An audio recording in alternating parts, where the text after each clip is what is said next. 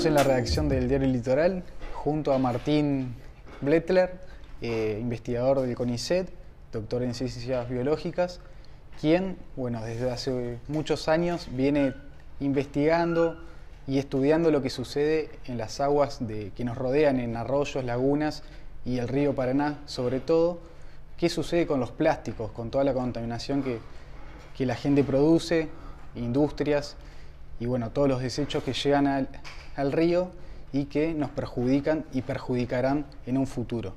Martín, comentame qué está pasando ahora, en qué están centrando su investigación y qué resultados han obtenido hasta el momento. Hola, Tomás. Nosotros comenzamos el estudio con una cuantificación más macro, más global, en cuanto a los residuos plásticos en sí mismos. O sea, lo buscamos, vimos en dónde se acumulaban más, dónde se formaban sumideros de residuos, donde la corriente, por el contrario, los arrastraba y los liberaba más rápido, o con la idea general de lograr determinar ciertos patrones en la distribución y en el origen de esos plásticos. Posteriormente dimos un paso más y empezamos a proyectar qué problemas podrían traer aparejados sobre la biota. Concretamente comenzamos a trabajar en peces. No son buenas las noticias, los encontramos en el contenido estomacal de prácticamente todas las especies analizadas hasta el momento. Por otro lado, también lo empezamos a estudiar en la misma forma en aves, donde también nos estamos encontrando en su formato más pequeño, que es el formato del microplástico. Si estamos hablando de partículas plásticas, de residuos plásticos de unos pocos milímetros, muchas veces ni siquiera perceptible a ojo desnudo. Sin embargo, en el caso de las aves también los encontramos mucho como material usado en los nidos, lo cual es muy interesante para ver la adaptación que han tenido ciertas especies a este nuevo elemento, a este elemento antropogénico que estaba introducido en el ambiente. Tal es la introducción, tal es la magnitud de su presencia, que ya las aves lo están usando para construir sus propios nidos y criar sus propios pichones. El problema que esto puede traer aparejado potencial son lo que se denominan enriedos, es decir, muchas veces los pichones, cuando están siendo criados, caen o quedan atrapados en los mismos plásticos que los padres utilizaron al construir el nido. También lo estamos investigando en invertebrados acuáticos, pero eso estamos en una etapa preliminar todavía. Así que en las aves sucede algo parecido a los sábalos, a los peces. O sea, se han encontrado plástico hasta en la forma de sus nidos, o sea, hasta en la construcción de sus nidos, algo que preocupa muchísimo, sobre todo porque están conviviendo con la contaminación todos los días. Exactamente, ese es el punto. Es decir, más allá del impacto en sí mismo que tenga, nos está hablando o magnificando la presencia que está teniendo, cómo se ha impuesto este nuevo material, este material de origen antrópico naturalmente, sobre el ambiente. Uno de los puntos a destacar es que en el caso de los peces también los hemos encontrado en algunos fragmentos más grandes que la categoría que hacía referencia previamente de la de microplásticos. En algunos casos encontramos ya fragmentos de 2-3 centímetros cuadrados, fragmentos mucho más grandes. Ahora van a tener un poco más de intervención y en Paraná van a trabajar en arroyos que están muy contaminados. ¿Cómo va a ser ese proceso de trabajo?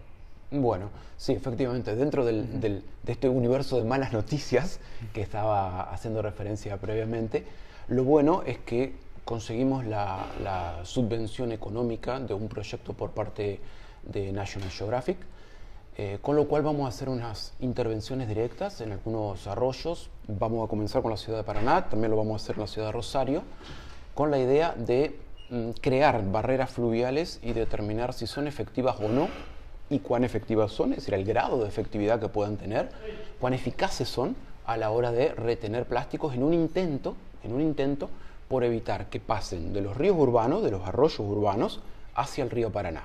Insisto, esto es un intento, o sea, estamos intentando plantear una solución en el eslabón previo al ingreso. Lo ideal sería hacerlo en eslabones anteriores, es decir, evitar que ese plástico ingrese a los ríos urbanos.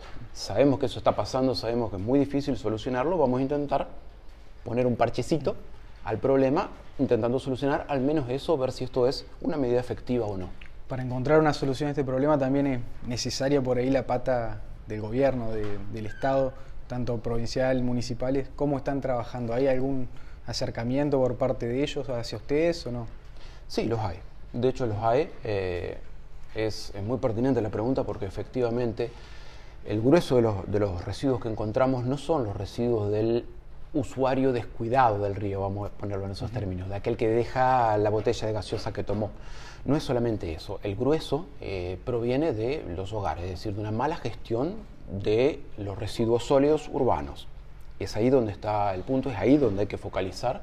Esto significa que en alguna parte de la cadena, desde que nosotros desechamos el producto, una vez usado o una vez consumido su interior, lo desechamos y en alguna parte de la cadena, entonces te decía, algo está saliendo mal. Es decir, desde que no estamos separando correctamente, desde que una vez que ingresa a los containers se pierde o no ingresa todo el contenido de los residuos al container, luego con lluvia eso se distribuye por el resto de la ciudad y finalmente en las partes más bajas de la cuenca va a parar a los ríos urbanos. Algo que pasa por ahí en la laguna Setúbal, un problema grande que tienen en Rincón. Hace un par de años sacaste resultados que había un gran porcentaje de residuos plásticos en no sé cuántos metros cuadrados, que era una gran magnitud. ¿Esto sigue pasando desde ese 2017 hasta ahora? ¿Has visto un cambio o sigue todo parecido? Lamentablemente cambios no, lo tengo que decir porque hacemos un seguimiento de estos cambios no, pero no quiere decir que no haya voluntades que hayan cambiado o voluntades de querer realizar esos cambios. En este sentido, creo que sí que las hay, creo que hay buena voluntad, buena predisposición para hacer estos cambios, pero claro, todavía no se han plasmado o no se han ejecutado en la debida forma. Ese basural, junto con muchos otros a cielo abierto, que lamentablemente por regla general están localizados cerca del río, en bañados, en lugares bajos, esto es porque no tienen valor inmobiliario esos terrenos, entonces esa es la razón por la cual los utilizan, lamentablemente están en continuo contacto con el agua y por lo tanto inmediatamente estos residuos son incorporados al río o en este caso a la laguna Setúbal y posteriormente al río Paraná. Muchas gracias, Martín. Gracias a vos.